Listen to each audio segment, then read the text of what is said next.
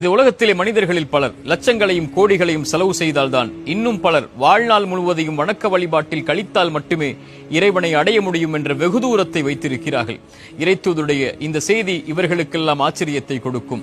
இறைத்தூதர் சொன்னார்கள், நாளை மறுமையில் ஒரு அடியானை அழைத்து இறைவன் கேட்பான், நான் பசித்திருந்தேன், உணவளிக்கவில்லை நீ; நான் தாகித்திருந்தேன், தாகத்திற்கு தண்ணீரை கொடுக்கவில்லை நீ; நான் நோயிற்றிருந்தேன், ஏன் என்னை நலம் விசாரிக்க வரவில்லை?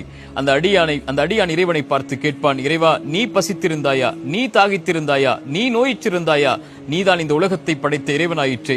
அந்த அடியானை பார்த்து இறைவன் சொல்லுவான், என் அடியானில் ஒருவன் பசித்திருந்தான், அவனுக்கு உணவை கொடுத்திருந்தால் அங்கே என்னை பெற்றிருப்பாய்; அவனுடைய தாகத்திற்கு தண்ணீரை கொடுத்திருந்தால் அங்கே என்னை பெற்றிருப்பாய்; அவனுடைய நோய்க்கு செலவழிக்க அல்ல, நலம் விசாரிக்க சென்றிருந்தால் என்னை நீ அங்கே பெற்றிருப்பாய்.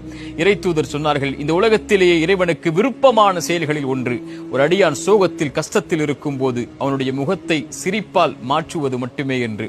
ஒரு பாதையில் இடையூறு தரக்கூடிய ஒரு முள்ளை அகற்றினால், ஒரு பூனைக்கு தண்ணீர் கொடுத்தால், ஒரு நாய்க்கு உணவளித்தால் கூட, இந்த எளிய முறைகளில் கூட இறைவனை அடையலாம்.